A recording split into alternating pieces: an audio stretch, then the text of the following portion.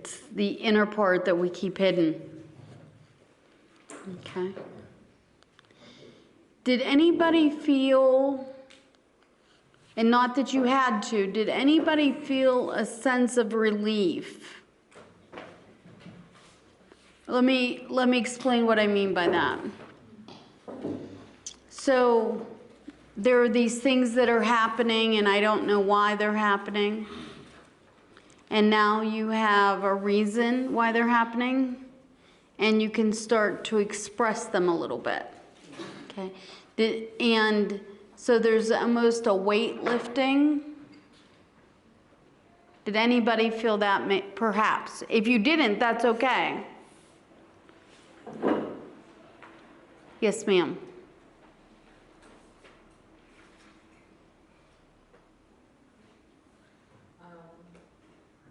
For me, I feel relieved because it's something that I started working on a few months ago. Okay. So I'm somewhere. I can't say that I've just started, but it's something that I started doing. So when you're looking at the healthy responses for ministry leaders, one of the things that I'm actively doing is time away from ministry demands. I've been doing that for a while and it's doing me good. I've also learned to delegate most of the tasks by empowering my team to step up. So somehow I'm somewhere. That's what I can say. I was happy doing the questions because there are things that I'm already doing and putting in place. Okay. Yeah. Good. Very good. I'm glad to hear that although you can't step back completely, you can delegate and you can make sure that things are covered while you're taking some time. Anybody else at all? I told you this is a difficult day, and we prayed for you at lunchtime because I know how difficult these reflections are for you. Okay. It's a little easier to identify what's wrong in our community and our congregation. It's a little more difficult to identify what's wrong with us. Okay. We have to look inward. We have to reflect. We have to have some self-awareness in a church culture that tells us we need to be strong. Okay. So I appreciate your vulnerability. I commend you for it. And I appreciate your willingness to do this work.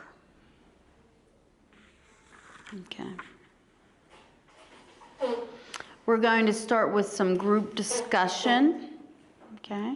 Or let's put it as class discussion.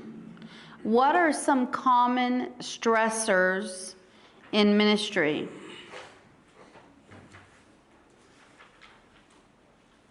What are some common stressors in ministry? And could I have somebody come up here to be my writer as we write them down? Would you like to write? Okay.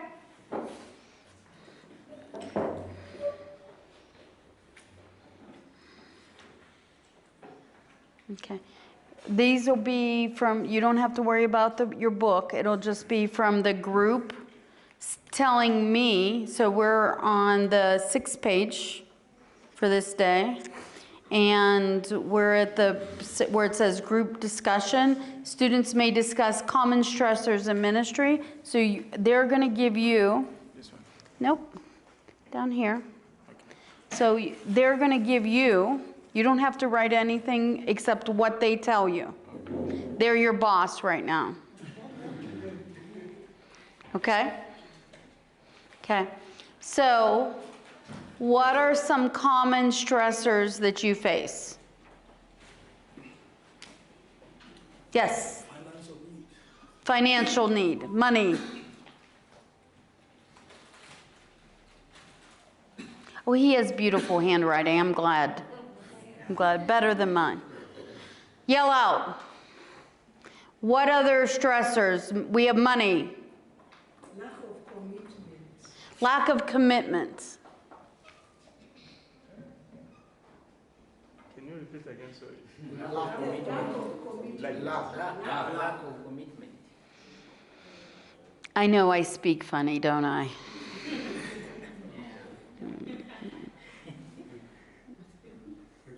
T.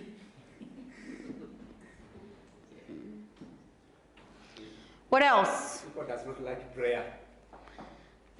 Prayer. Prayer challenges.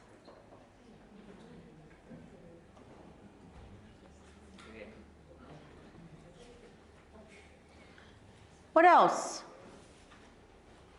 Yes. Inadequate resources. Inadequate resources. Okay. So not enough resources. Inadequate. Just put not enough. That way. Mm. Not enough resources. Okay. How about how to spend or how to use the resources we have? Okay. How do we use the resources we have? How to use the resources we have. And think about this. Resources are not just money. Resources are our facilities, our buildings, our place of worship. Resources are our time. Resources are our ministries and where they go. Okay. They could certainly be money as well. Okay. But we put certain energy. Yes. Lack of knowledge. Lack of knowledge. Pastor, do you know how to read? Do you know how to write in English?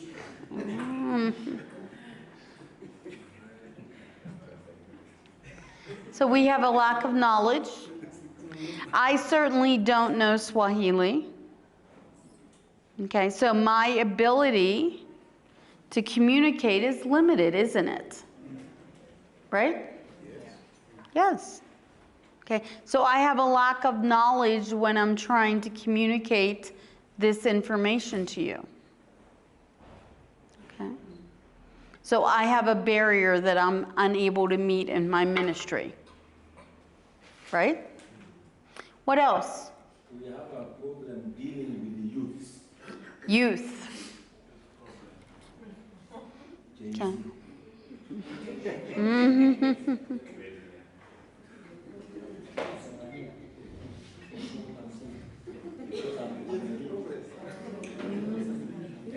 Okay. Who else? Yes. Membership fluctuations. Membership fluctuation. Okay. Which also might go with a lack of commitment. They could be there. Yeah. They are not committed. Yes. But fluctuation means maybe today they are, tomorrow. Who knows? Yes. Who knows?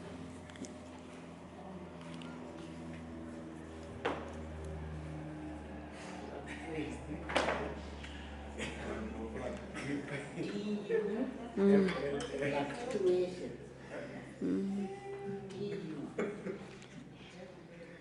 Grace. We need to show grace. Okay.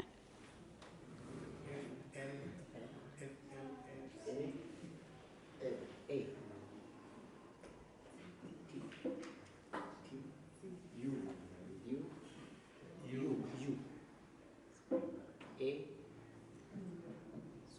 Just put membership plus or minus. Plus or minus. Plus or minus, up and down. Plus sign and a minus sign. Plus or minus. Positive, negative. Yes. Minus. Just a line, a straight line. A dash. No, beside it, not underneath it. Oh. Yeah. Here. Yes. So fluctuation Up or down? Plus or minus? Okay. Okay. Let's not put GZ problems. Let's put youth. Youth. Yes. Yes. Not Gen Z. Why are you putting Gen Z? Number 7. Youth. Youth. Youth. There we go. Okay, perfect. Okay. I don't want to target a group. Yes. I do not want to target a group. Yes. I will be honest with you. I remember when my children were in high school, and I would hear people talk so negatively about their generation. And I would say, I know some very, very nice children of that age, teenagers of that age. Please do not lump them all in to one bad apple, one problem. They're not all that way. And so when we start to think and we stop treating individually and we start treating like it's a mass problem, it might be a mass problem, but if we start treating every teenager, whether they're a problem or not, like they are, what are we going to do? We're going to create more problems, okay? Because if you're going to treat me like I'm being bad, I may as well act bad if that's how I'm going to be treated no matter what, right? Yes. Okay, so if you're treating me like I'm bad before we even know each other, okay, then I'm going to act that way. I'm going to live up to that expectation. How would you like it if I had some preconception about coming here and that all Kenyan pastors or all African pastors don't listen? They don't listen. That's not true, is it? It's not true. It might be true to some of them. Okay? But if I treated you all like you didn't listen, would you be a little offended? Yes. Yes. Okay? And you'd have every right to be offended. Because I put you into one lump sum. I put you all together. And I didn't take the time to get to know you individually. Okay? So oftentimes, things can be addressed one person at a time, one relationship at a time. Especially when we're talking about our youth. Okay? What is the biggest reward we can give somebody? Our time, presence. Okay? Say it loud. Our time and presence. Our time and our presence. The greatest reward we can give somebody is our time and our presence. That they matter enough to us that we want to give them our time and our presence. That they're important enough to give time and presence.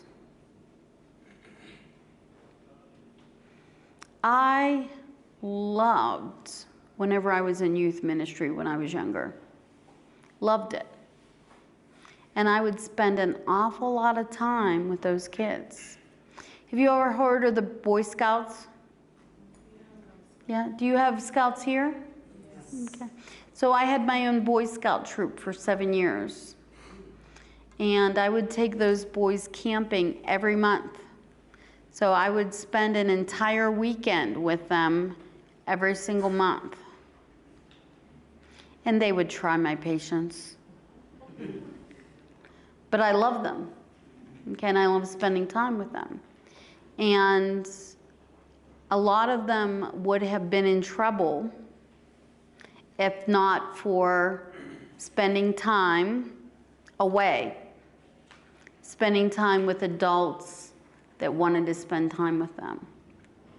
So when we think about our resources and where we're going to put them, okay, does it make sense that some of our problems can be addressed by our time, by our presence? Okay, now that's contradictory to delegating and taking a step back. Okay, but if we train leaders in our congregations, we give them responsibility, and they can also give their time and their presence, then we have a stronger leadership team. When we have training, so lack of knowledge, okay, when we start to train, okay, our leadership teams, the elders, the deacons, the people who are helping us manage our churches, right? Okay, when we train them, we're telling them that they're important enough for us to spend time and resources and energy in training them. So there goes the lack of knowledge. Okay, now we've multiplied our resources because you don't have to do it all yourself. You've just trained 10 people to help you do what you do. Okay, now we have more resources. We have more ability to devote time and energy to our youth, to our... Now, if you've invested time in me, am I more likely going to feel a commitment because you've felt I was important enough to train? Okay. Do you see how some of these are working together? Okay. So some of this is building a leadership team. Some of this is, and it might be building a leadership team one by one, okay, or a few by few. Now, one of the things that I want to address in that is, okay, I have a gift of hospitality. Thank you very much for writing. Okay, I have a gift for hospitality, right? We have donuts, thank you. We have donuts on Sunday mornings. Okay. I cook. I often host things. Okay. That's my gift. Okay. But when I'm writing my bulletin for Sundays, I often am quite busy. And so my church secretary will proofread it for me. I need that from her to make sure that I'm not making silly mistakes. Okay? Okay. So she gives me balance for what I need help with. Okay. She offsets me. I have a treasurer. Okay. I don't handle, I know you might find this word, I don't handle 1 penny of our church finances. Not 1 penny. Okay. The treasurer hands me my paycheck every month, okay? And she manages that. I don't have to touch it, okay? And whenever we have building things, I have people that help with that as well. We need a tree cut down. We had new blinds for the windows. We're getting, I hope when we get back, the driveways repaved. Okay. Those will be, I think the last time I went away, they sealed the driveway. Okay. So they have responsibilities of their own. within the church. Okay. My pianist picks out the hymns that we sing, so I don't have to do that. Okay. So it's not all on me. Okay. When we start to have a team that we train, some of those things help take care of themselves. Does that make sense? Now, are we standing in our own way for doing some of these things because we want control? Because we're afraid to give up power? Because we are working out of our own trauma? Okay. But we're all one body of Christ. We are all one body of Christ. Okay. I don't make myself any weaker by helping you get stronger. Am I diminished in any way, shape, or form by teaching you all this course? No. Am I diminished in any way because most of you, in fact, I would say all of you have bigger congregations than I do? Or am I?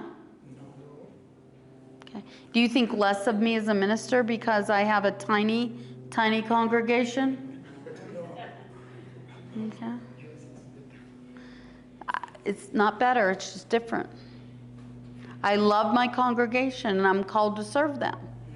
Okay? But it's not better, it's just different. Does that make sense? Okay? So when we get out of this mindset that we somehow lose, okay, we're gaining. When we help others gain, we're gaining ourselves. When we train others, we're investing in them. Is that not what God wants us to do? Okay.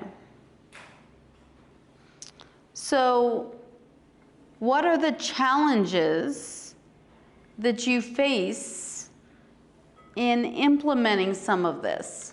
We've talked about some of it. Are there any that I missed? Are there any that I missed?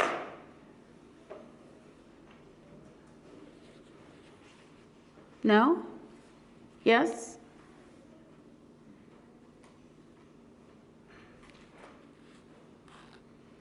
Okay. Yes, ma'am. I'm just thinking about one of the challenges that pastors faces, having to deal with church leadership. Say that again? Church leadership, maybe the elders that work with you, or the deacons, or other leaders in church, or church workers. So they're difficult to deal with sometimes? Yes, they are. What are some of, and I don't disagree with that. I think it can be a challenge because we might want different things. Okay? Let me ask you something because I know how, do all of you know what church polity is? Polity is your church government. Okay? It's not in the book. Okay? Church government is how your church runs. Okay? How your church is governed. Okay? So, for example, in my church, okay, the government is the elders have final say, not me. Okay? They have final say. They vote. Now, they can't meet without me there. They'd need me there to run the meeting, but they vote. I can express an opinion, okay? But they have the say, okay? And I'm okay with that. I serve at their discretion. I serve at their discretion. Okay. Now, some of you are looking at me like I have lost my mind.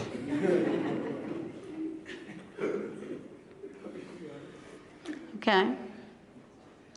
But what that means is that I know from the beginning that I need to work cooperatively with them. I know that that's how my church government runs. Okay? So it's a cooperative.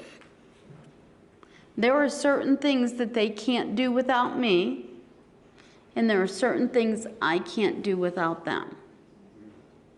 Okay?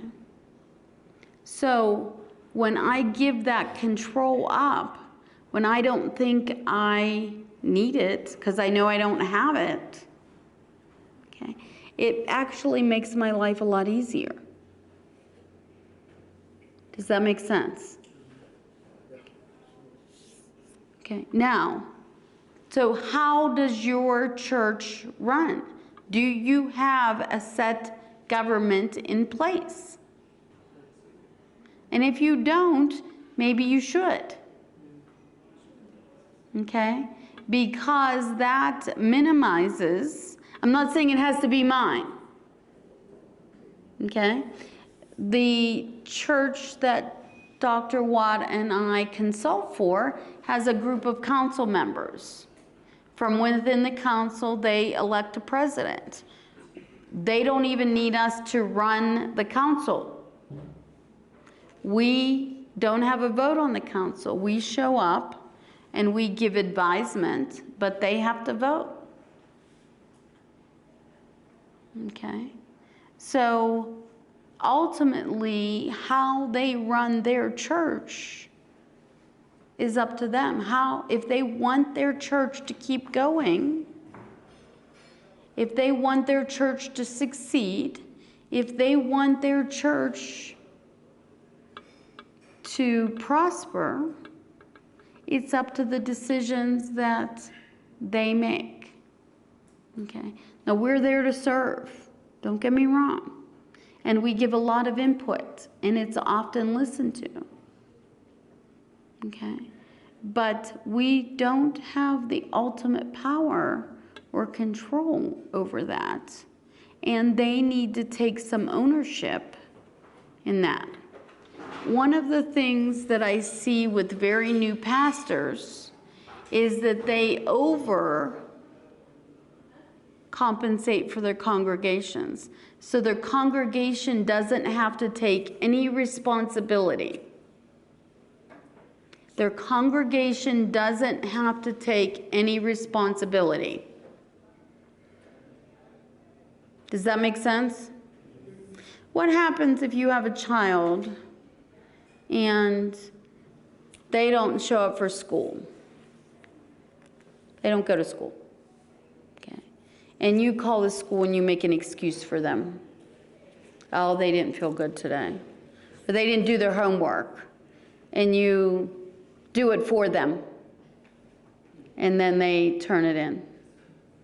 And they don't clean their room. So you clean it up for them.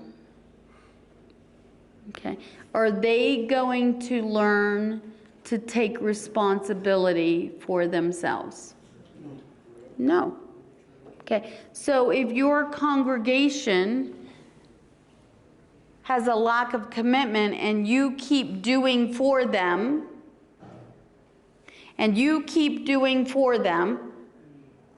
okay, how are they going to grow in their walk with God?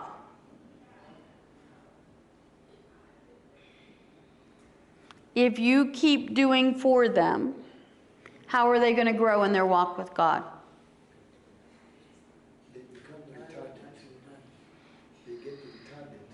So they're delayed in their development and their spiritual growth. Okay.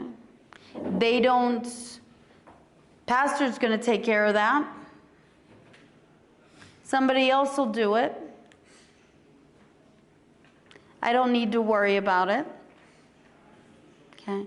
So if you have a leadership team in place that you've trained, And if they have a responsibility and they don't do it, what happens? It doesn't get done, and then they have to own the responsibility of it not getting done. Oh, we didn't have donuts here this Sunday. Regina didn't do her job.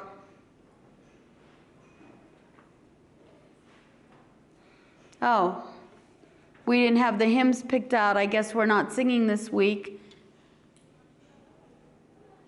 The worship leader didn't do her job. Now, if we go behind cleaning up all those things that don't get done,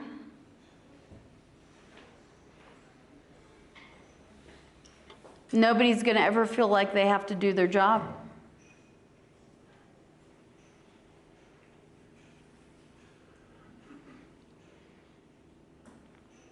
Everybody's pretty quiet.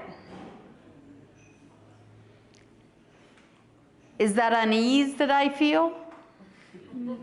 Is it? What am I feeling here? Is it nervousness? Okay, I'm trying to clarify what Esther was talking about. One, it has to do with bureaucracy. Okay. With churches that have branches and you're sent out as a pastor under a ministry. Okay. Then I think the other concern has to do with, the selecting of the elders. Okay. When you are in a position of conflict where people don't mean well. Okay. And the church becomes a circus of events and unnecessary competitions going behind the scenes. Okay. Actually, Esther was a senior pastor. So, She needs to talk to you after this. so are your... Serious about this. She was a senior pastor of a church. Okay. So she can talk to you better about it. So are your leadership teams elected or chosen?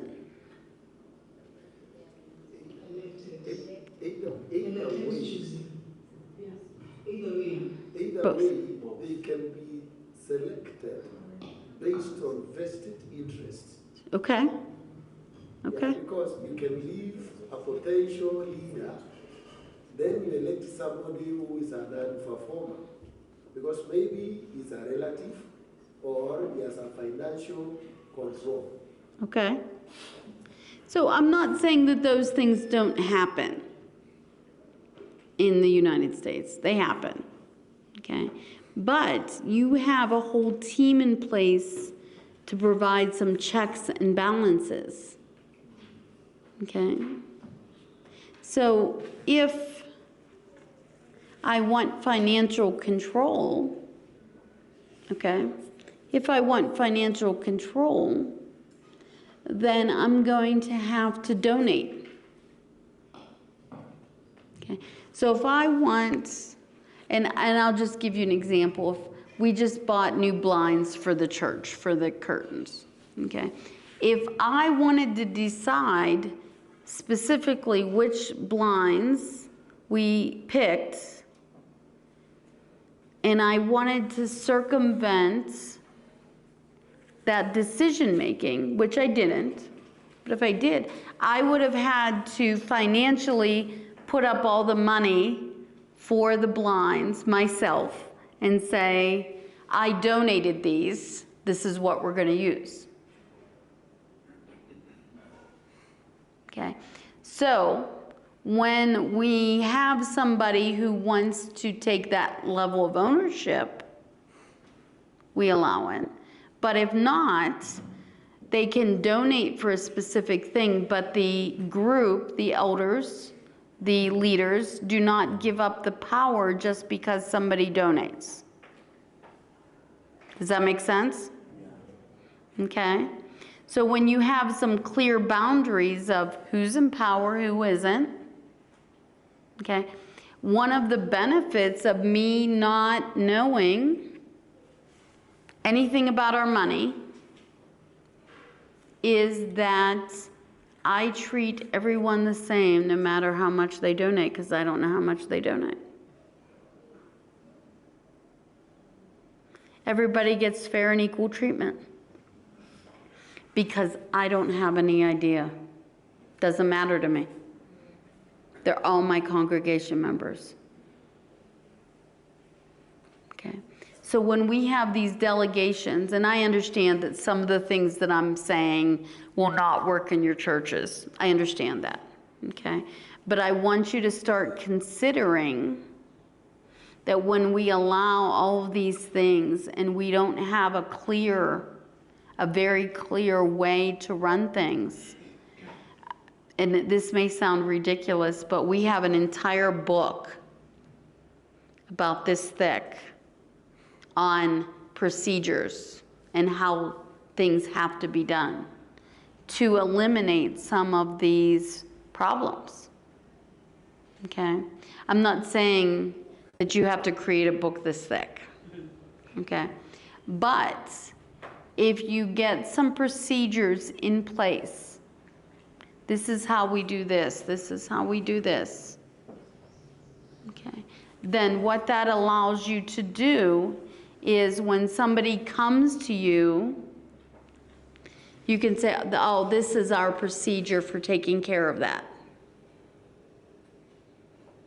And it eliminates a lot of this stress. It eliminates a lot of this tension. It eliminates a lot of this maneuvering that's going on.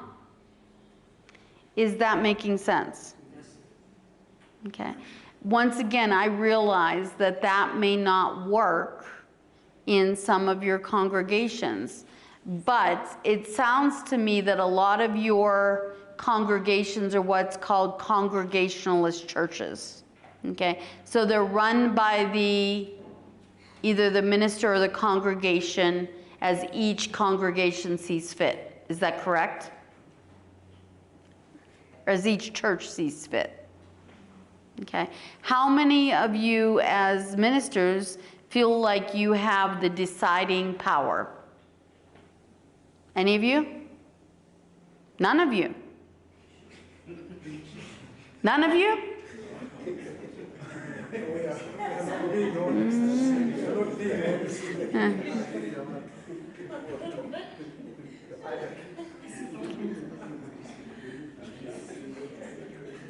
Okay.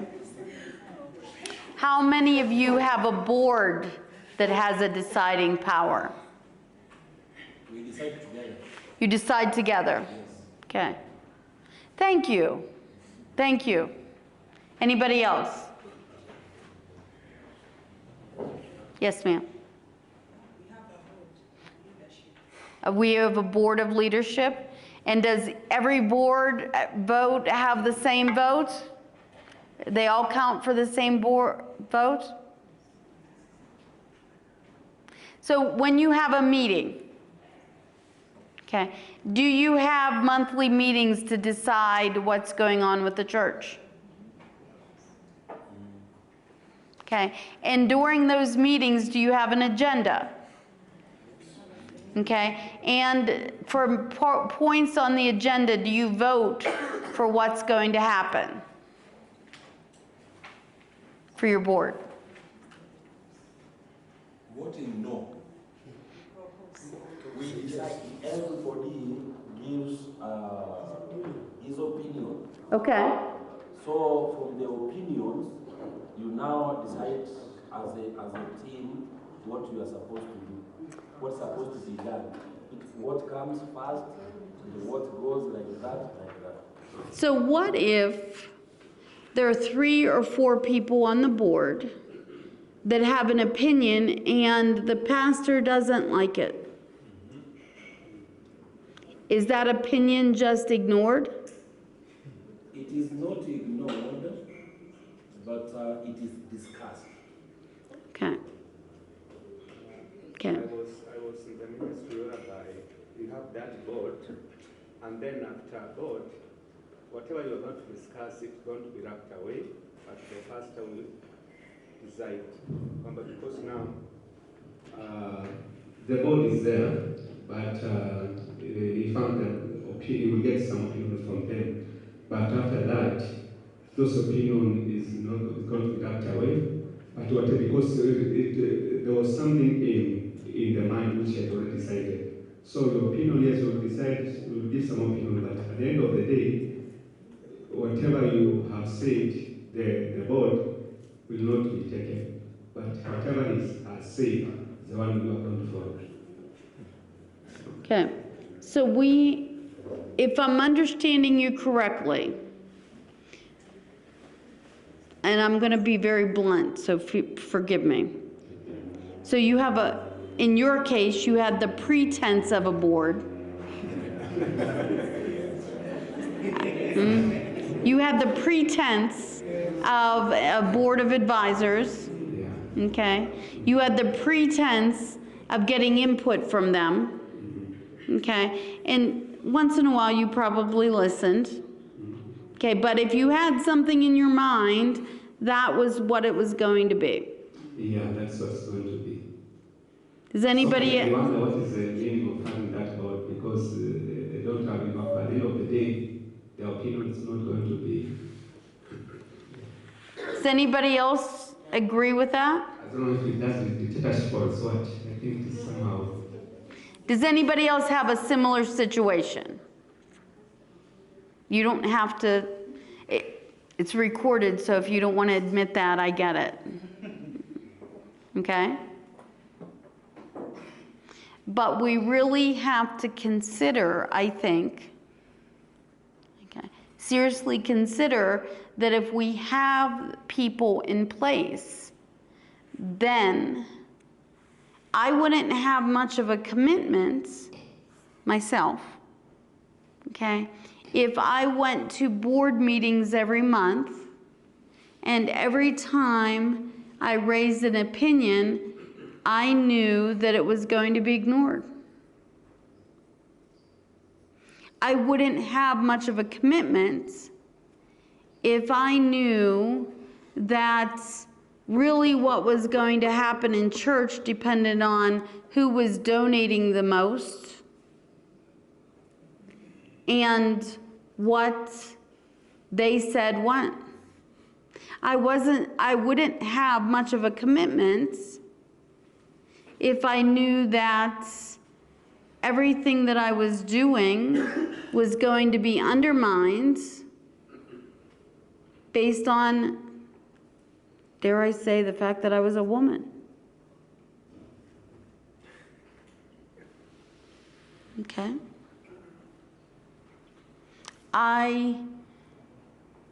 So maybe we need to look at our polity to decide if that's one of the reasons why we have a lack of commitment. Can our leaders be honest with us? Can our leaders be open with us?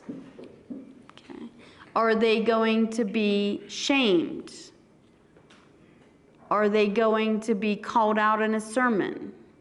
Are they going to be made an example of if they go against our decisions?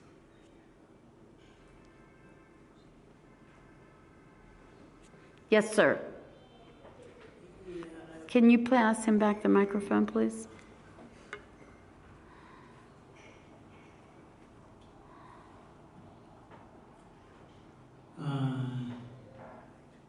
In our church, we have a way of doing it, but I presume it is in a defensive way. Defensive. Okay. In the sense that there's a church board where we do the meetings and discuss upon matters and then resolve. And the pastor actually is the leader of the church. Okay. But in the case of making resolutions on some issues, the pastor pastor is not the final decision maker. Okay. But I said, I think it is more of defensive in this way. That if I have an opinion or an agenda, first of all, I try to be flexible enough to listen to them. Amen. And if all of them are of a contrary opinion, I become flexible. And the reason to that is that when I overrule them for something, and if in case it comes to fail, it becomes my agenda. So if it fails, all of them will gang up against me and say, it is you. Absolutely. But even if I didn't like their direction, but I became flexible and joined them and worked that way. If it succeeds, we will all say we did it. But on the contrary, if it doesn't fail, I am the one to be flexible, to say, okay, this time we tried this way, it did not work. How do you think if we do it the other way? So in that case, actually, I'm trying to be defensive. I'm trying to devise a method where we do together, so that in case of anything, either positive or negative impact, it impacts us all as a body. Agreed. Agreed. And that seems to me like a very healthy way to operate. Okay. So I'm not trying to say that you need to revamp everything. Okay. But I think that you need to consider if some of our concerns aren't of our own making because of lack of a formalized government, okay, or lack of cooperation, or lack of that shared give and take, okay? And we could do a whole nother class on church leadership and polity, but that isn't this. And we sort of got off task, but I think that sometimes when we're looking at our own challenges, there can be some roots to them, and this seems like it might be one of them. Does that make sense? Okay. I don't know for sure, but it might be one of them. We discussed earlier in the week that you would like to have some support, that you feel isolated, right? How many of you have gotten together since we discussed this on Monday and decided that you have a small group of people that you can work with, that you trust, that aren't going to come to church or say things at your church against you, and that you can support each other over the next 6 months or a year? Has anybody made any progress in this? No? Come again? Get a microphone, you can where's the microphone? Pass it forward, please.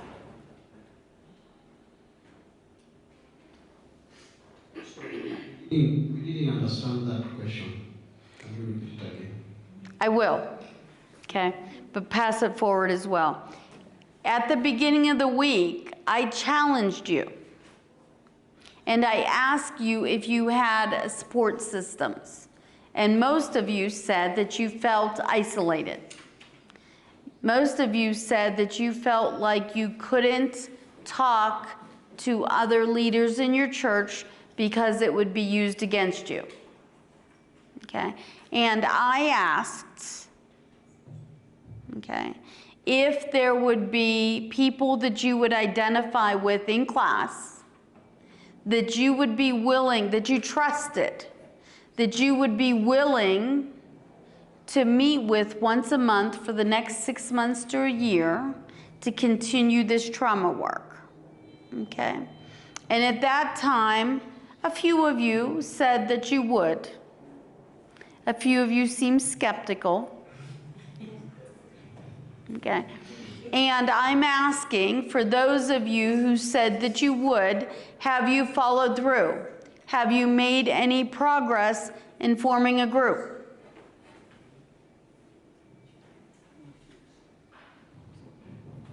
I think we felt isolated when we were not here.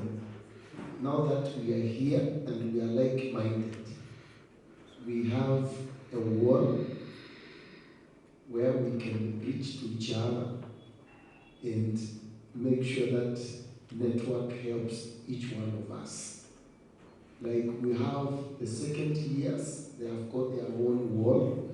We have the first years, and maybe we may need to come up with a common wall where all of us can interact and provide support for each other. Okay. Okay. Is that a forum where you can meet? You can have an open discussion, or is it just typing things in? It is? Okay. Yes, ma'am.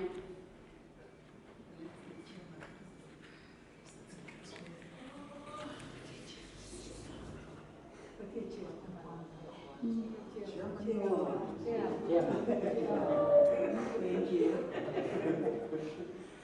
Yeah.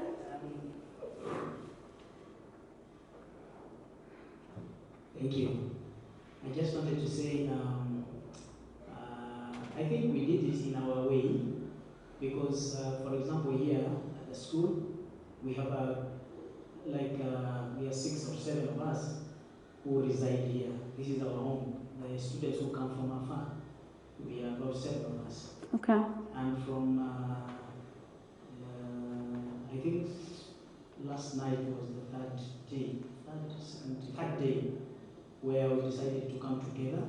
Every night we come together, we share, we do whatever we do, and then we share our challenges and we pray together. Even last night we did it here, right here. We all came together, we gathered, and we shared our personal problems and we prayed together. Amen. Yeah. I'm very thankful that you have formed that group. Yes, ma'am. Okay, I think something is not coming out clearly, so I just want to address my brother. It's not the bigger group of all of us. It is small, accountable groups of people that you can do life together. Yes. So not the big, not all of us being combined. So I wanted to just clarify that. I've been having my own small group of accountability. Nice. Which is Haru, Steve, and Kevin. I debrief with them. Okay. So I look forward to when we come to school and I take all my stress to them and all my questions and all my issues. But I think because I'm not a boarder this time, they have dropped me. So I need debriefing again. Yeah, but I think we are all in different situations. Sure. And there are different people that you click with. I know there are some ladies that I mentioned to them and I said, hey, we need to form this group. But what is happening after 4 p.m., we are all dashing maybe to get home. So we've not had that free time where we can now say, now, we were told to do this, it is important for us, and we need to get started so that we can even get to know one another better. So that is where the challenge has been. I know we've really not had that time, but I know it's some of the things that we have mentioned casually, and I know that we will be able to move as we look at who we are maybe comfortable to do life with. Exactly. Because it's not just a 6 months affair, it's something that will go beyond that. I love that. Love every bit of that. But this is why I brought it up again, is because I think it's very easy. I think it's very easy to have a short-term commitment while you're in class and say, that's a good idea. But once class is over with, we go back to our real lives, okay? And we get very busy and we dash. And then we find ourselves isolated all over again and in the same place because we didn't take steps while we were here. Okay, and that's my concern. Does that make sense? Yes. Okay. Let's continue with the reflection questions for reading. Which trauma responses surprised you the most? I believe you said in the back that you were most surprised by sleep. Was anybody else surprised by sleep? What was another surprise for you, if any? You said your anger. Your anger was a surprise to you. Okay. Anybody else? Sleep, anger?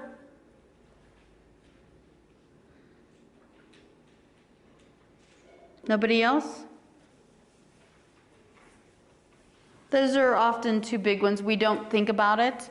Did you know that a change in sleep up to 2 months ahead of time can indicate that we're about to approach a depressive episode?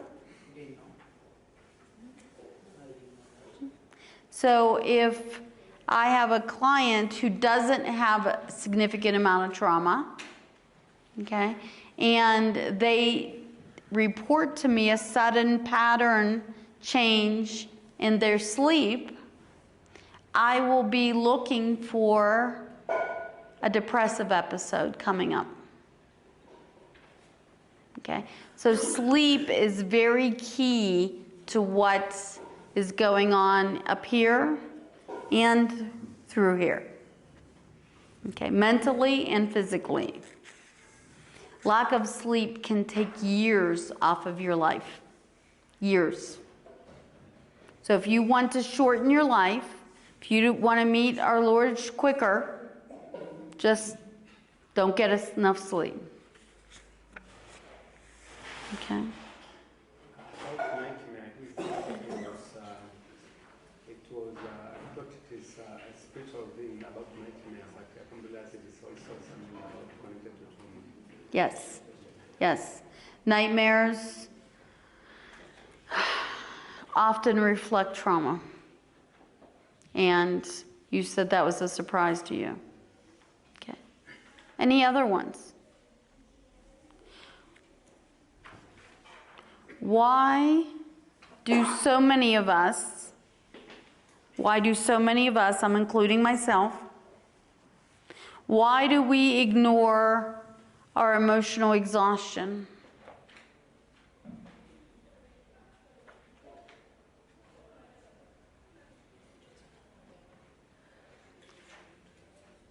Why do we ignore our emotional exhaustion?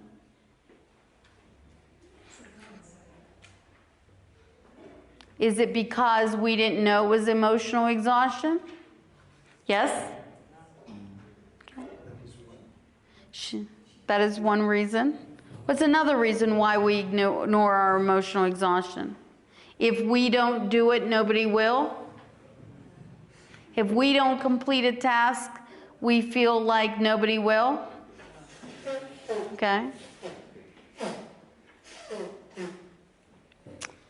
There's internet famous psychologist, and there's some things that I agree with her and some things that I don't. In the United States, her name's Mel Robbins. And her premise is let them. Let them. So if you want to be disrespectful to me, I'm going to let you. I'm just not going to engage. Okay. If you want to sleep through my class, I'm going to let you. You're not hurting me. You're hurting yourself because you paid money for the class and you're not getting the full benefit out of it. So our premise is let them. Let them. Okay? So I don't necessarily agree with this because I think that we need to hold people accountable, not just say let them and walk off from them. Okay, but if I go back to the premise of developing people, okay, and I go back to that spiritual formation and that development, okay, if something fails and they have to take ownership of that failure, chances are they're not going to let it fail again, are they? They're going to receive a certain amount of pressure to perform. Right? Right? Okay. So, once again, if I put you in charge of the songs for Sunday that we're singing, and you don't have any songs, and I say, oh, we weren't giving any songs to sing, we're just not singing this week.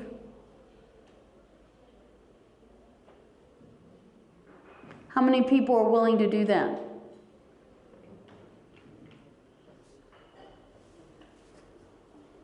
I don't see anybody saying they're willing to let that happen. Can I ask why not? Why not?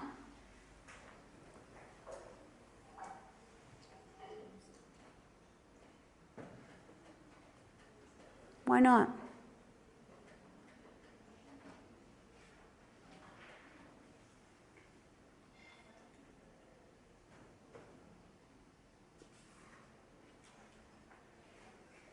Do you understand what I asked?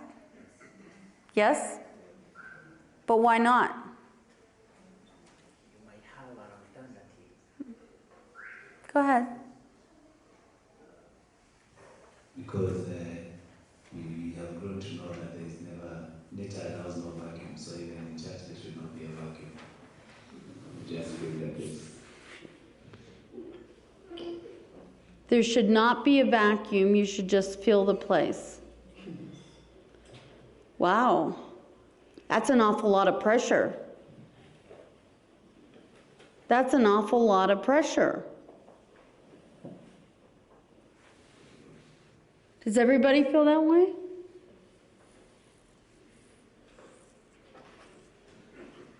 Does everybody feel that way? That you just fill the place, there shouldn't be a vacuum?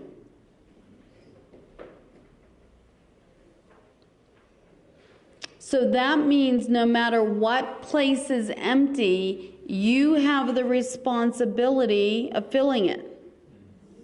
Whatever it lack there is. So you're not making anybody else in your leadership team take up that vacuum. There's no sharing in that. There's no accountability in that. No, basically it's because you say, if he doesn't sing, you don't allow the church now to go like that. So somebody just steps in, you feel that. Okay. That vacuum doesn't necessarily has to be you. Okay. To make sure that the place is filled. Okay. Yeah. Okay. Does he get to keep not filling that? No. Okay. He loses his job. Well, at least there's that. Okay. Okay.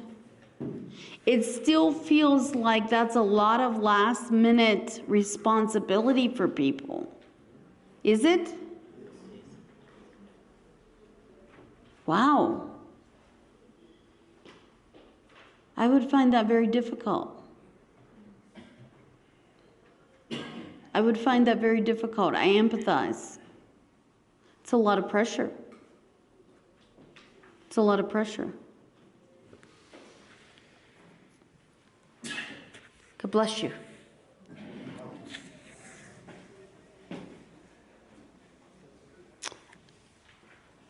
That's why we ignore our emotional exhaustion, because the vacuum has to be filled. Okay? What does Matthew 11 teach us about rest and burdens? What does Matthew 11 teach us about rest and burdens?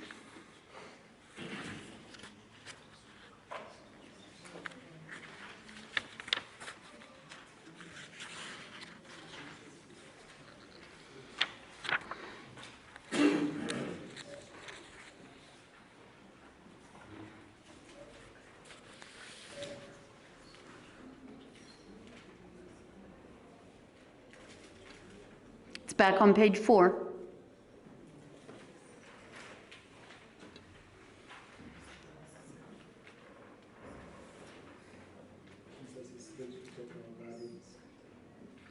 Yes.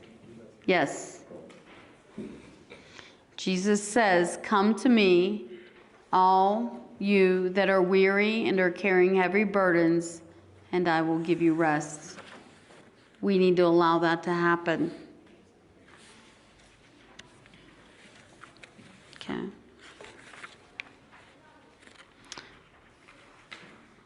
Why is compassion important when you're emotionally struggling?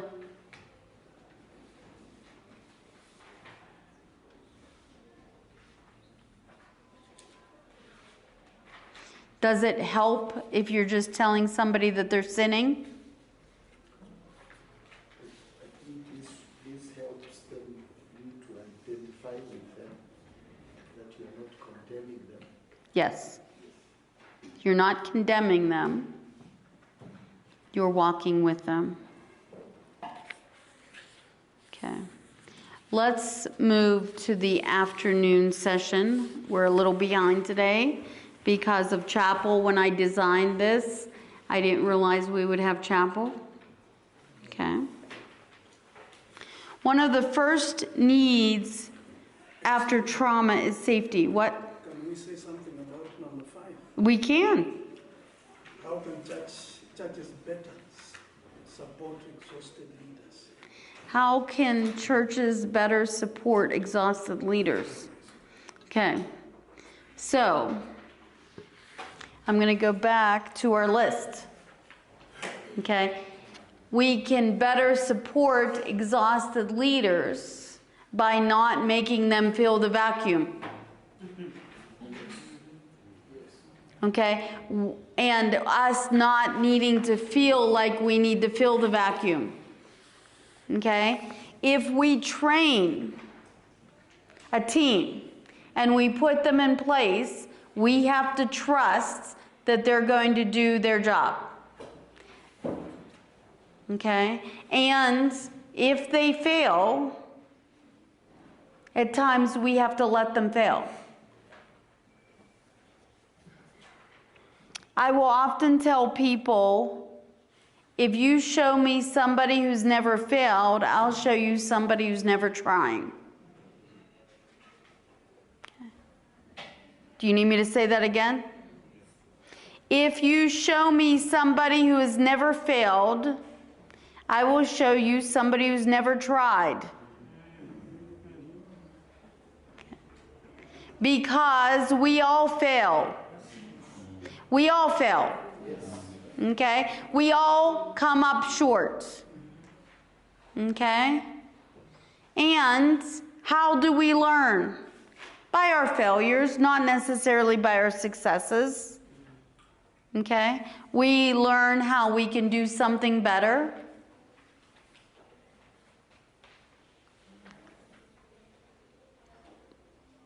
But if somebody had a certain responsibility and they failed to get it done,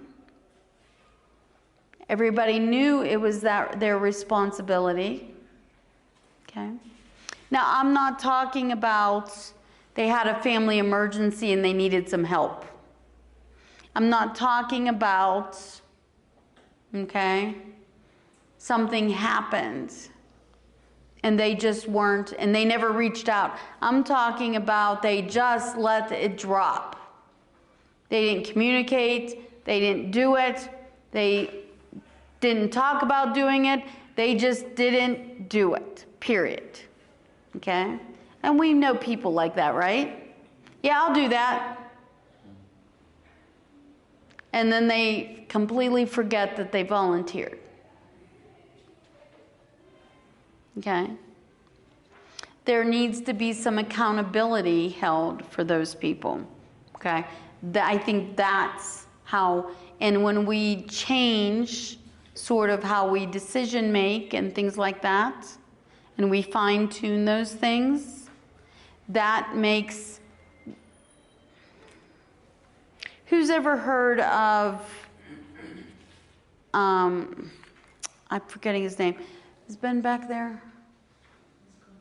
He's gone. Doesn't matter. There was who's the man who made Tesla? Doesn't matter. There was a American billionaire probably, who had a big company and he made Tesla cars. I think it was Tesla cars. And he wore the same outfit every single day. Not the same one, but he had multiple versions of the same outfit. So he didn't have to decide what he was wearing. Okay? And he lived in a pretty small house that had a very basic layout. And he ate the same meals every day. Okay. Now, you're laughing, right? Okay. He called this decision fatigue. Okay. After a while, you have to make so many decisions that you're just tired of making decisions. You're just tired of making decisions. So if I don't have to decide what I'm wearing, that's one less decision. If I don't have to decide what I'm making for dinner, that's one less decision. Okay? So when you have church government in place, policies about how to handle something in place, everything isn't a huge decision. Okay? It reduces our decision fatigue. Does that make sense? Okay? It reduces our decision fatigue. If every time something comes up and it's a huge decision-making process and you don't have a process in place, it seems to me like that would be very wearisome, very tiresome.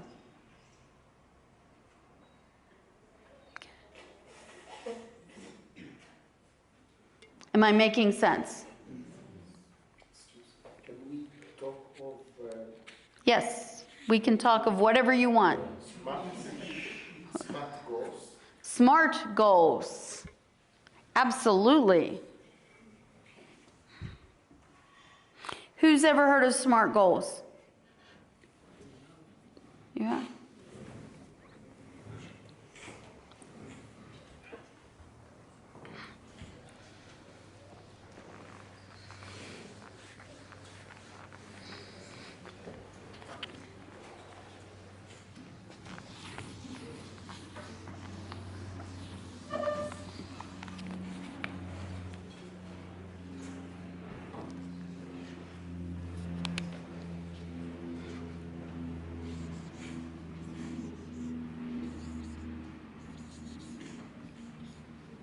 That's an A.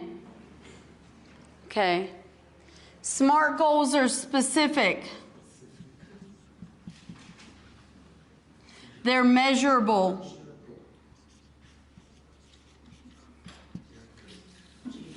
They're accessible.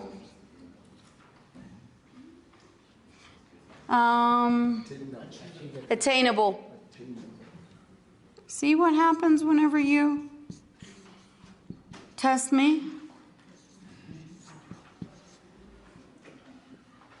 They're realistic.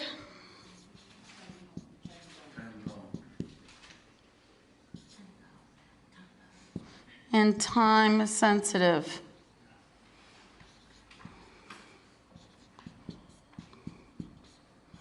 Okay.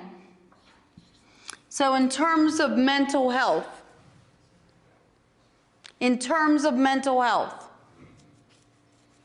okay, I have a goal to change my self-talk. Who talks to themselves? Everybody raise your hand. Who talks to themselves? Raise your hands. Everybody talks to themselves. Yes. Everybody talks to themselves. Yes. Yes. Okay? Now, here's the question. Do you talk mean to yourself or do you talk nice to yourself? Both. Okay. Are you sure both? Oh, Regina, you're such an idiot. Why did you do that? Okay. I ask you, are there times you talk to yourself that you would never, things that you say to yourself that you would never say to your best friend? Okay? That you would never say to me. That I would never say to you. I would never say to you, you are such an idiot. Why did you do that? But I'd say it to me. Right? Okay? So, my goal is I'm going to improve my self-talk.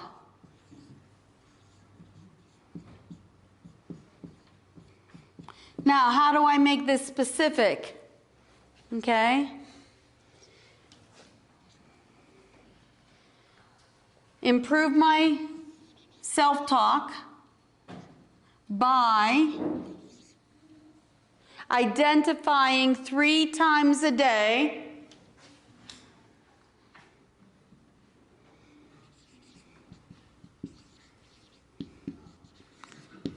that I spoke negatively to myself. I stopped myself in the middle of that, and I used something more positive. Okay? So in the middle of me saying, I can't believe you got sick again when you came here, and I started to say that to myself, I went, you have a medical condition. Okay? You can't help it that you got sick. Now you just need to take care of yourself. Okay? Much kinder than, I can't believe you're so weak that you got sick again when you came to Africa. It's very 2 different ways to talk to myself, right? Okay? So, to attain this, maybe I'm going to keep a chart. Because if I just do it in my mind, am I really going to follow through? Okay? So, realistically, 3 times a day is pretty realistic. Right? Okay? It's attainable. I can do this 3 times a day, and I'm going to keep a chart.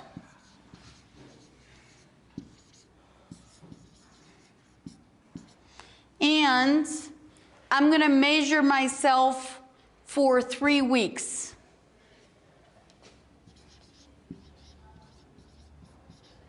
Okay. Now, at the end of the 3 weeks, I should have seen an improvement in my thought patterns, shouldn't I?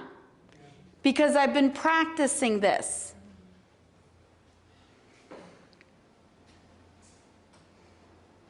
Is that making sense? Okay, so I've kept a chart. So now,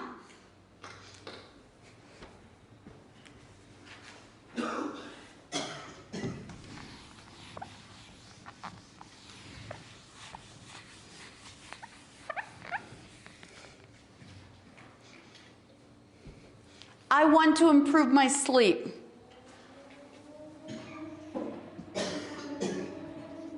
Okay? So there are some things called sleep hygiene. Has anybody ever heard of sleep hygiene? Okay. Sleep hygiene is the things that we do to improve our sleep. So there are a whole list of them. I'm going to give you some. What? No? No. Not one. Okay. I'm going to keep a routine.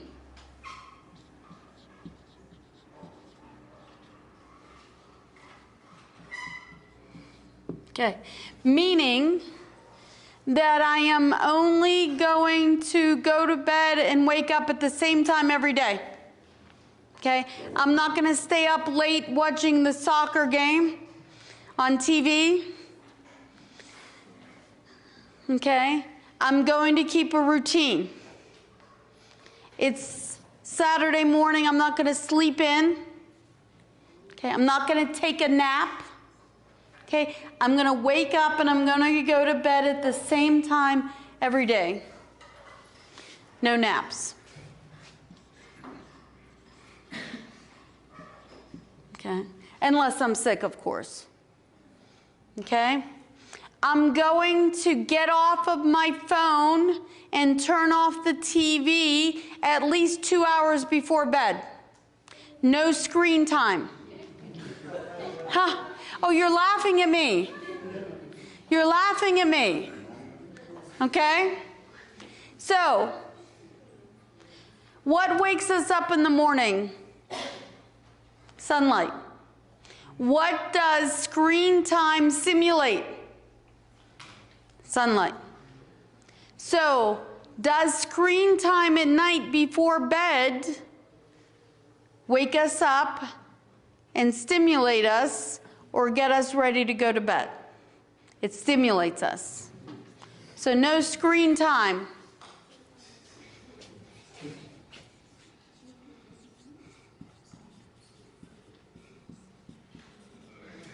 I didn't create these. Okay. I'm just relaying the information. Okay? No caffeine, no nicotine, no alcohol, at least 2 hours before bed.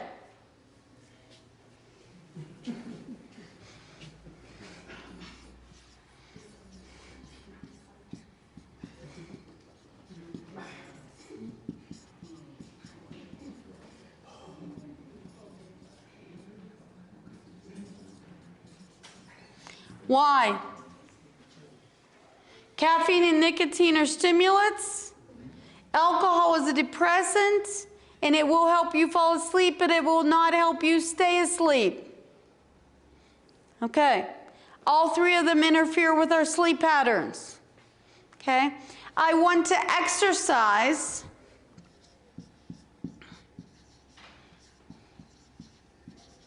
During the day. But not at least 2 hours before bed. I want to exercise at least 2 hours during the day, but not before bed. Because if I do it right before bed, what am I doing? Stimulating yourself. Okay.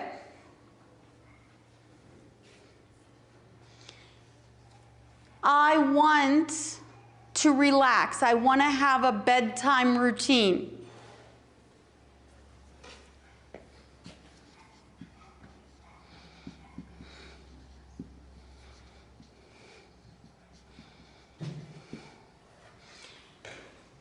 Okay. Am I watching scary movies? No. Okay. I want to do something that relaxes me. Maybe I take a calming bath with lavender scent. Okay. Maybe I read some devotionals. Maybe I have some prayer time if that reassures me and relaxes me. I spend some time with God. Okay, I meditate. Prayer. Okay. Oftentimes, people start their day with prayer time, but maybe they should think about ending it with prayer time. Okay. And last, a couple more. So we shouldn't be eating late at night where we can have spicy foods that are impacting our digestion. Okay? If we're a little older, okay, then maybe we should limit our fluid intake so we're not getting up in the middle of the night to go to the bathroom 10 times. Okay? And here's one that people don't think of. Our beds we are creatures of habit. So our beds become, if we sit in bed and work on our laptop or read, okay, we get out of the habit of thinking that our bed's for sleeping. So our beds should be minimized to used for only two things, and that's two things only if we're married. Sleeping and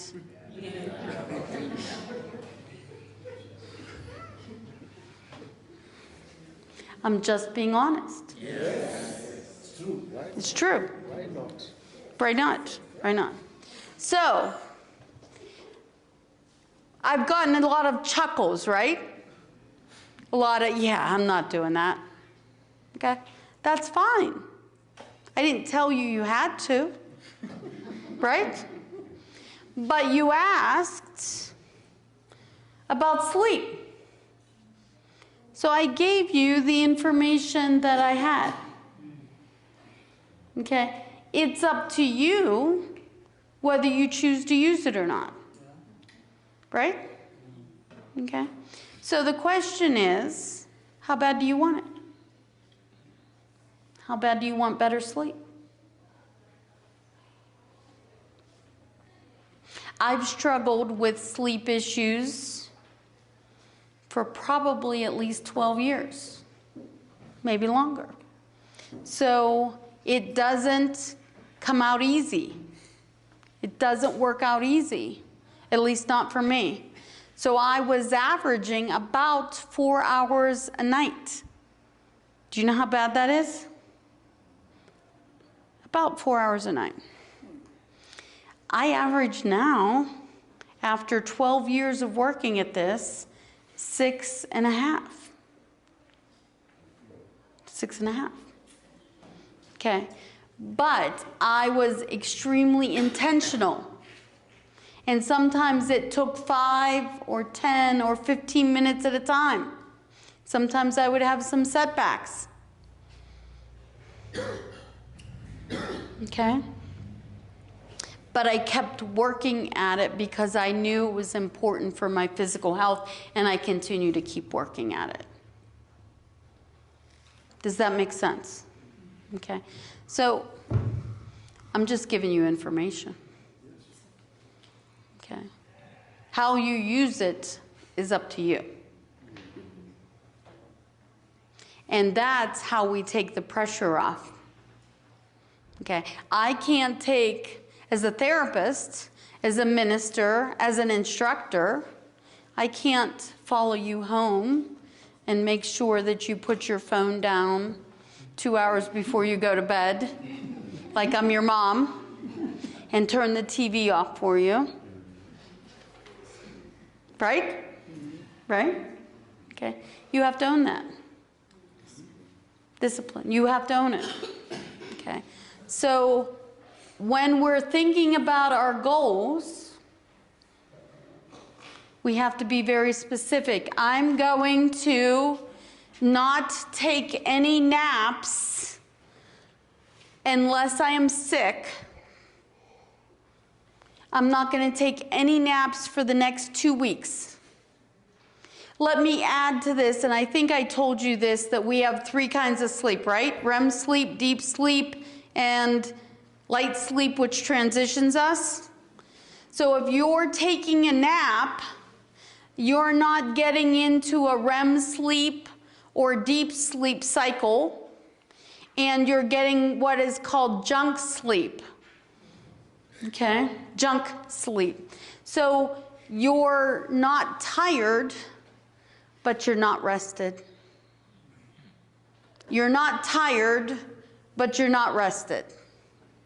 Okay? And now you have yourself overtired, but you can't sleep. Okay? So maybe the first step is, I'm not going to get any junk sleep, no naps. So for the next 2 weeks, I'm going to be committed that I'm not going to take a nap. Okay? It's very specific. I didn't take all of these things, did I? I didn't try to do them all at once. But I know that it's very tempting to come home from work, and when I'm decompressing, nod off a little bit. Doze. Okay? So I'm going to say for the next 2 weeks, after I get home, I'm not going to take any naps. Okay? That's measurable. It's attainable. It's realistic. And it's very time sensitive. And then I'm going to see if that's helping my sleep or not. Okay? If it is, I'm going to keep that up. And then maybe I add another one of these things. So this goes with the WDEP method. So what do I want? I want to sleep better. What I'm doing is I'm doing this SMART goal. So for right now, I'm not taking any naps. Then I'm going to evaluate that.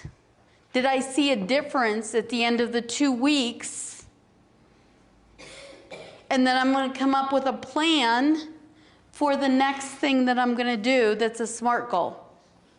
You see how those work together? Okay, so when we're looking at our mental health, when we're looking at our time management, when we're looking at our responsibilities, okay, we can take one very specific goal, try it out, see how it works within our bigger wants, okay, and then go on to the next thing. We don't do it all at once. I don't eliminate my naps, eliminate my screen time, eliminate my caffeine, exercise 2 times, and do it all at once and make all these huge changes, because what's going to happen after a week? I'm going to forget about it. I'm going to get frustrated. I'm not going to see results, and I'm going to just forget about it. Okay? So when we change something a little bit at a time, we're going to see more realistic, more long-term, more sustainable change. Yes? Okay. Anything else before I go on to the afternoon shift, afternoon group? Okay. We are behind, but that's okay. I think these things were important, and I'm glad I get to address the things that you want to address as well. Those of you, I've already had a couple people tell me that they would not be here Friday afternoon. Okay? You have the take-home test now. Okay?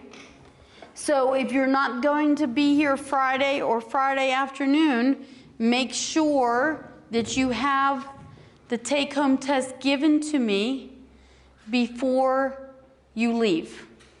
So if you're leaving on Thursday, make sure the take-home test is given to me on Thursday. If you're going to leave Friday afternoon, make sure that before you leave, you give me the take-home test.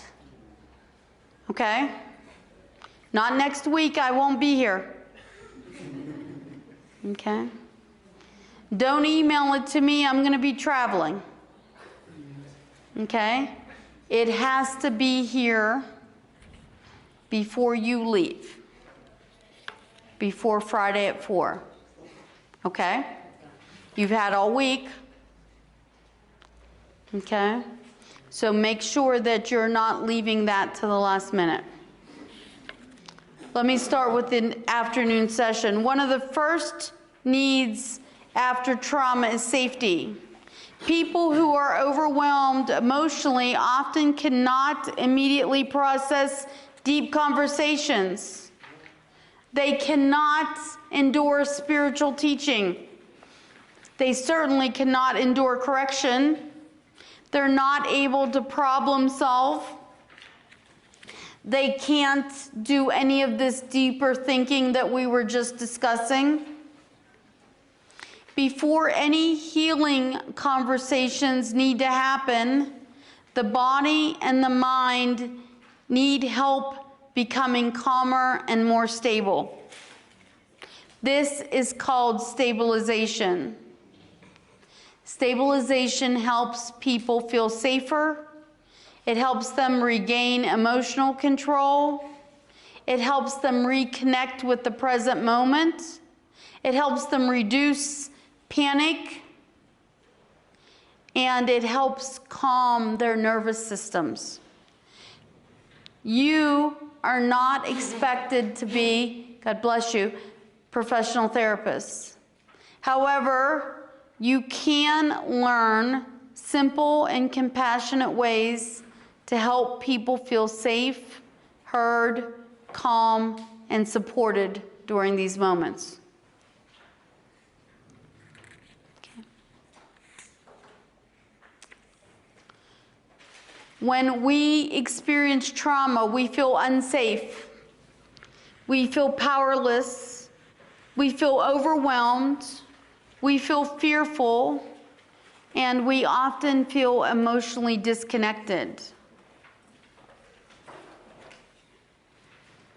Some of the ways that you can help are address your tone of voice. Okay? I will tend to speak slower, calmer, okay, with more measurement, softer, okay, so that my voice is not startling to somebody. Okay. My body language, I will lean in. I will tilt my head because I'm listening, I'm intent. Okay. I will make sure that they know that they have my attention. I'm not on my phone. I'm not distracted. I'm giving them my focus. Okay. That goes along with emotional intensity too. I'm not meeting their energy, okay? How many of you are able to remain calm most of the time during acts of upheaval, crises?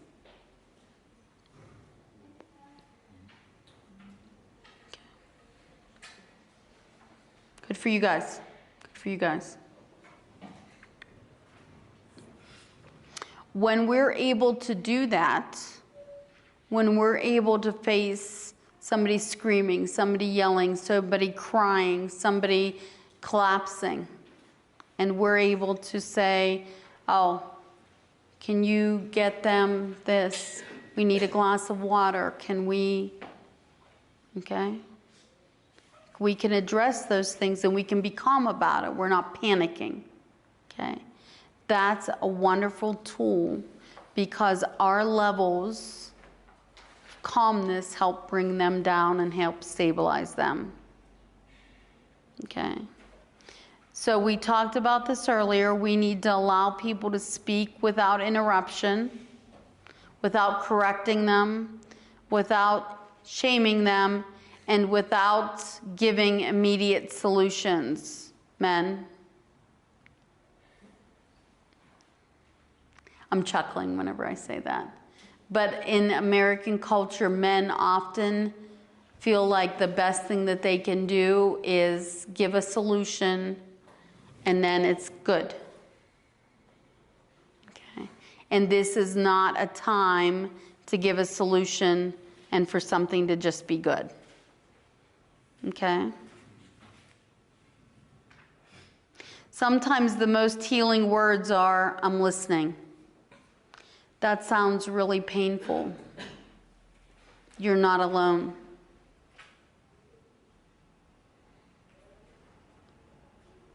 Avoid harmful responses like you just need more faith.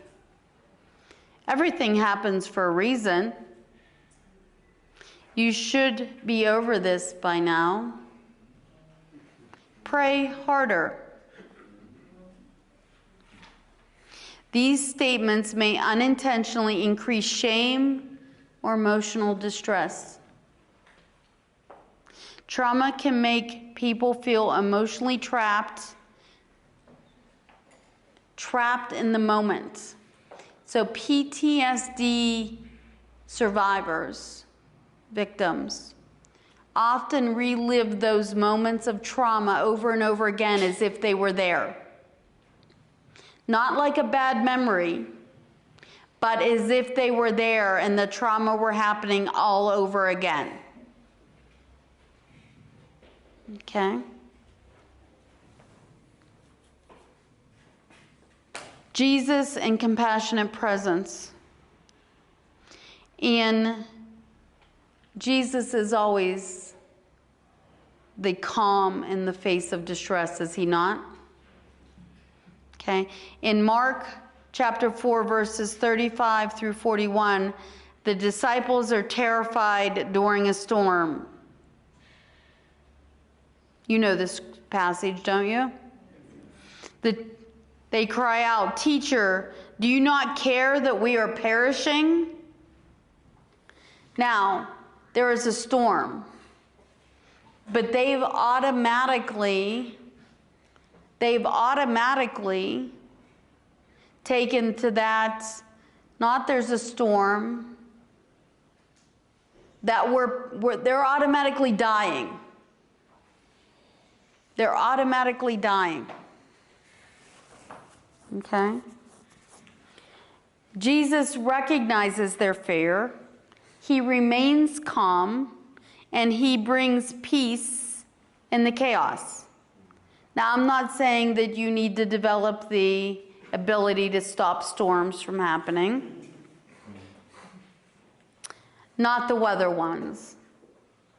But sometimes there are storms within our churches and our congregations and our families that we need to bring a calmness to. And those are the kinds of storms I'm talking about. This story reminds us that a calm presence matters during moments of fear or being overwhelmed. The Good Samaritan offers a compassionate presence. In Luke chapter 10, verses 25 through 37, the Good Samaritan does not ignore the suffering. He notices the wounded man. He moves toward him. He provides immediate care.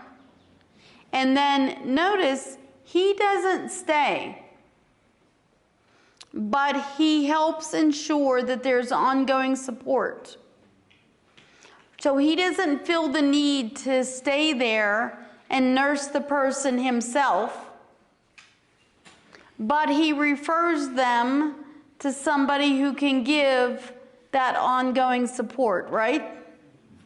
Okay, so you're not necessarily called to give the ongoing support. Maybe you refer them to a counselor or a therapist. Maybe there's a support group. Okay, maybe there's some type of other support that you can recommend. You all know your resources better than I do.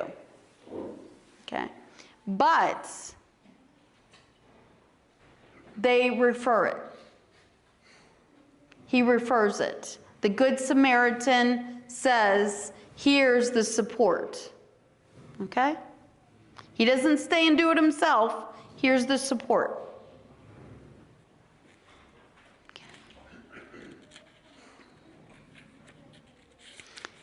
So, what can we learn from the Good Samaritan? He responds to suffering first. He addresses immediate physical and emotional needs before anything else. And he puts boundaries. He has limits. Pastors must understand that some situations require additional professional referrals or care,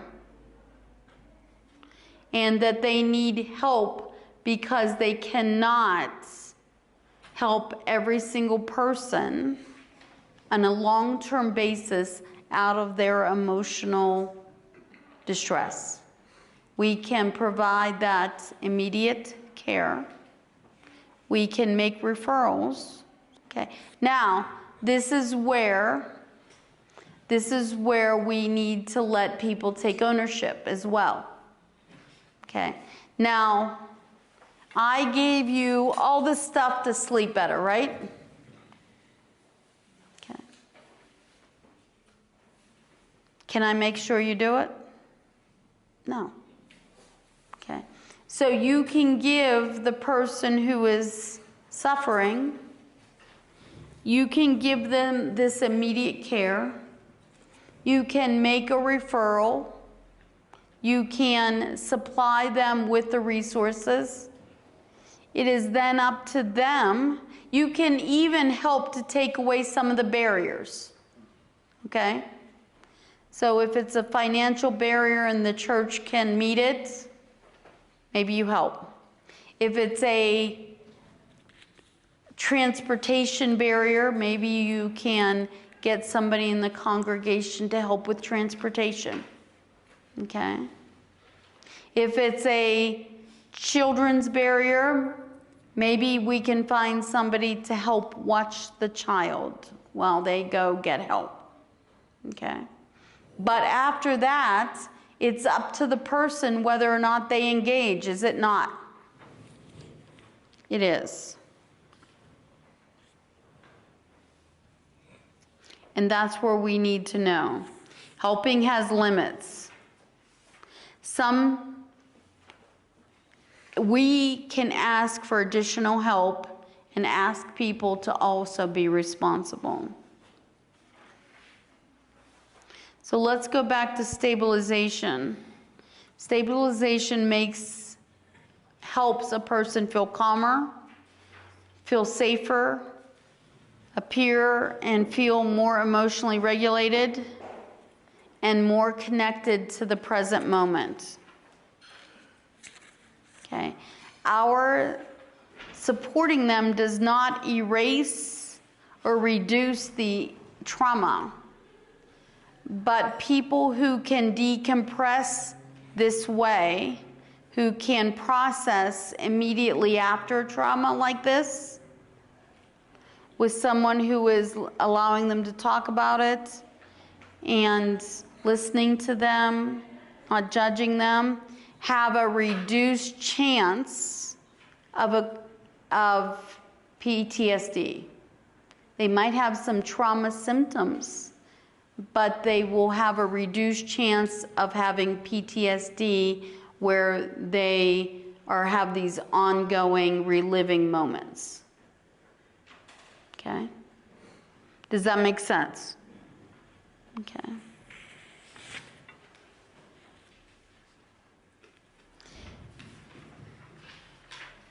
These techniques are not replacements for professional mental health treatment. If someone is suicidal, and I covered this earlier, but I'm going to go over it again. If they're in danger, if they're severely impaired, or if they're experiencing a mental health crisis, professional referral is necessary immediately. Okay. Let's get into some stabilization techniques. Okay. Are you ready to practice with me? Okay. We're going to do a controlled breathing exercise. Put your papers down. Put your pens down. Put your phones down. Okay. Sit back. Relax, get comfortable. Both feet on the floor. Put your hands on the table. Okay. Now, I want you to do stomach breathing. Okay? Let me explain what that is. We can either breathe with our chest, okay, where our chest comes out higher, or we can breathe with our stomach where our stomach comes out higher. Okay, so I want you to do stomach breathing where your stomach expands. Okay? And I want you to breathe in for 2 seconds. Hold for 2 seconds. And exhale slowly for 2 seconds. Okay? Start.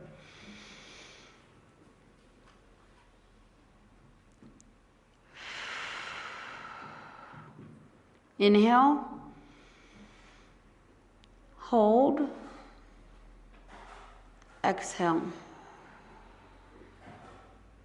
Now, do that on your own. We're going to do that for about a minute. I want you to repeat that cycle. Close your eyes if you want. Inhale 2, hold 2, exhale 2.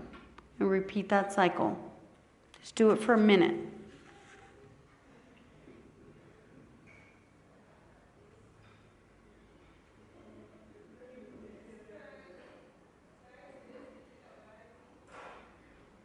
I don't see very many people's stomachs moving.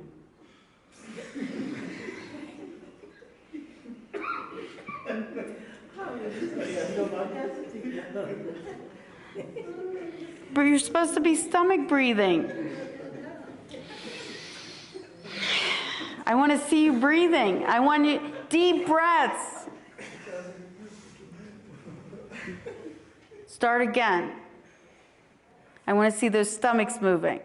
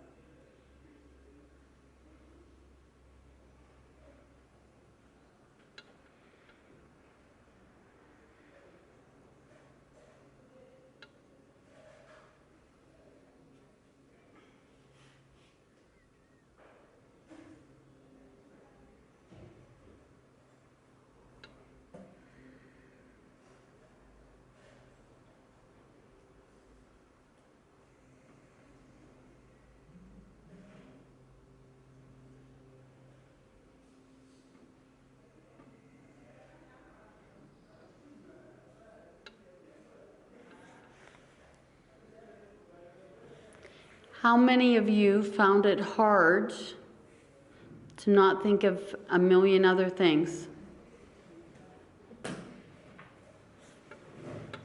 How many of you had difficulty keeping still?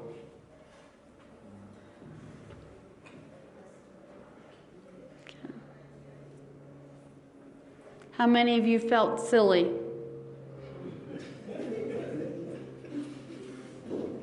I'm serious.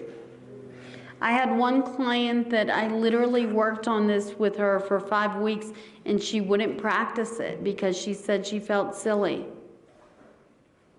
And when she finally started doing it on the regular, she reduced her nightmares significantly just by relaxing.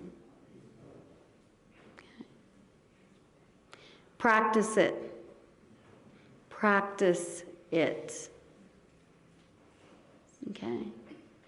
This is what helps me go to sleep at night. If I am so focused on my breathing,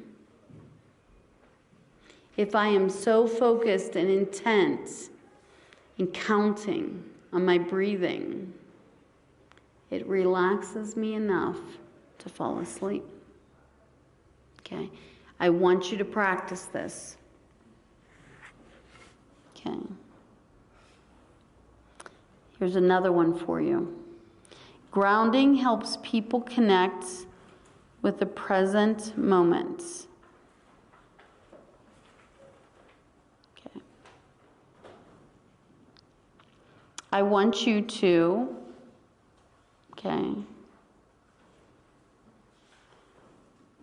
very slowly observe around you. Look around, just slowly, very slowly. And think about 5 things that you can see. You don't have to tell me, just identify them in your head. 5 things that I can see.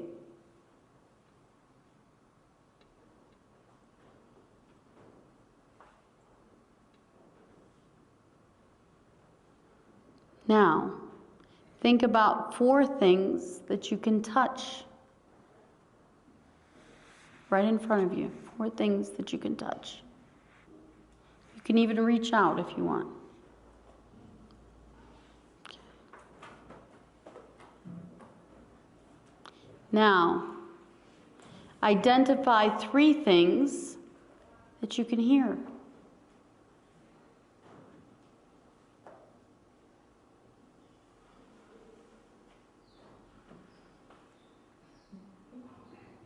Had a bird right on time, right? 2 things that you can smell.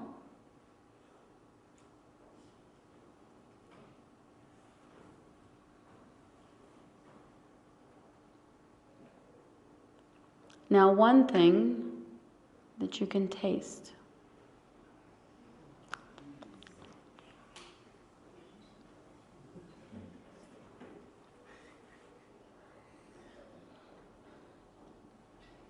Those of you who had garlic for lunch, I'm sorry.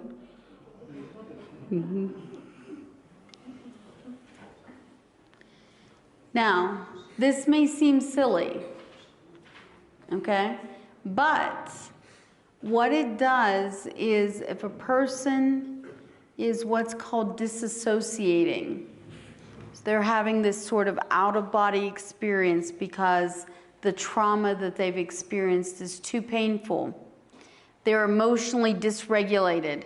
Have you ever met somebody who talks themselves up versus down? The more they talk to themselves, they get themselves more and more wound up, more and more escalated, more and more upset. Excuse me. Okay. For those people, having something that I can identify that's outside this thought process that makes them stop. This 5, 4, 3, 2, 1. Okay? It took a minute, didn't it? Okay? But you didn't have to concentrate as much as you did for the breathing. It was a little easier, wasn't it? Okay? It helps ground us to our present reality. Okay? So less chance of us disassociating from what's going on right now.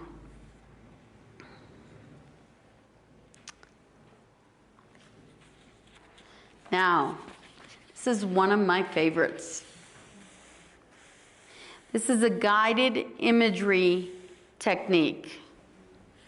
So, once again, put everything down. Sit back in your chair comfortably.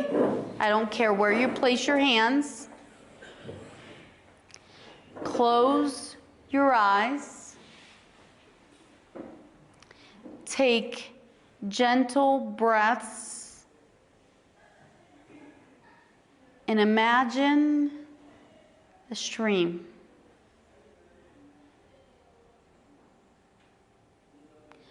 The water's trickling. You walk through a field towards, close your eyes. You walk through the field towards the stream. The grass is high and it brushes against your legs. Remember, close your eyes. You're doing this in your mind. As you approach the stream, the trickling gets louder. You feel God's presence around you in the wilderness, in the country. The cool water of the stream seems inviting. You take off your shoes and you dip your hot feet into the cool stream. It relaxes them. It massages them. It makes them feel good. You sit there for a moment. You're relaxed. Taking in the warm sunlight. Feeling the cold water massage your feet.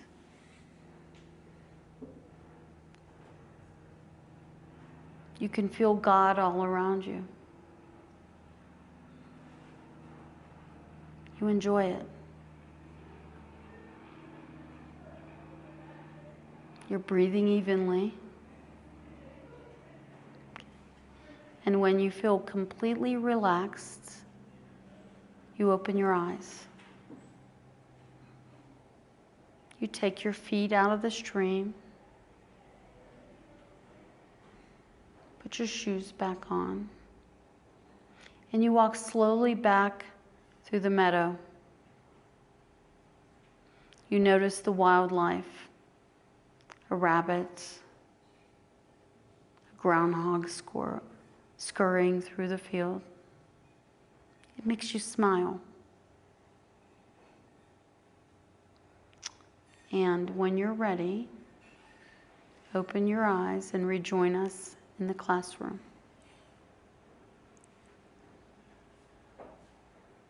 Does anybody feel more relaxed thinking about being at that stream? Sitting back? Does anybody feel calmer? Yes. If you don't like streams, you can pick a forest or some other thing that's relaxing to you. Okay. But you can see how we can use this guided imagery to allow us to feel calmer. So I often use these, is this specific one as a de-escalation. Okay.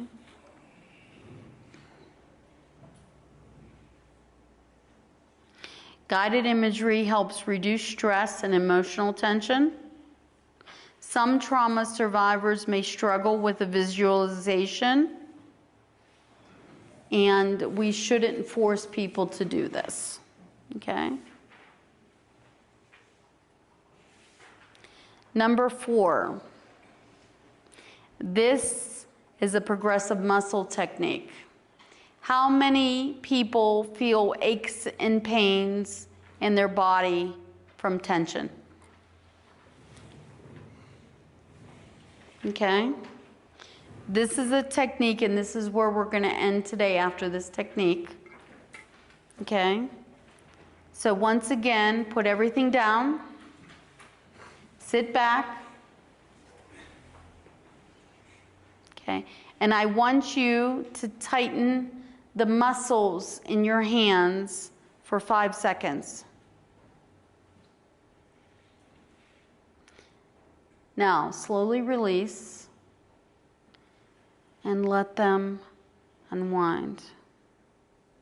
Now, tighten your shoulders and your arms for 5 seconds.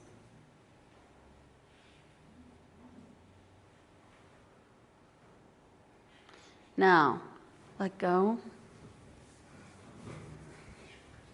and let it release. Tighten your feet and your toes for 5 seconds. Try not to get one of those toe cramps. Now let it go and wiggle your toes in your shoes. Okay. Now tighten your legs, your calves, your muscles. Just tighten them up for 5 seconds.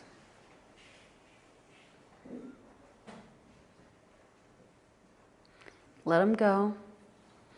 Wiggle your legs around, get some feeling back in them. Okay. Do you notice the difference whenever you tighten and release? Tighten and release. Okay. It forces a relaxation. It forces a relaxation.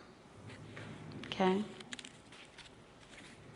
I want you to have these as tools for yourselves and for people you may be working with. Okay, and practice them. I recommend that people who have high levels of anxiety do at least one of these 4 times a day. You might do multiple ones, like if you like each one of them, but 4 relaxation techniques a day to significantly bring those anxiety levels lower. The more you practice them, the better you're going to get at them, and the more effective they'll be. Does that make sense? Yeah. Okay. So notice we spent the first part of the day really emotionally draining ourselves. But we spent the second part of the day addressing that and engaging in some relaxation techniques to help combat the emotional work that we did. Okay? Take care.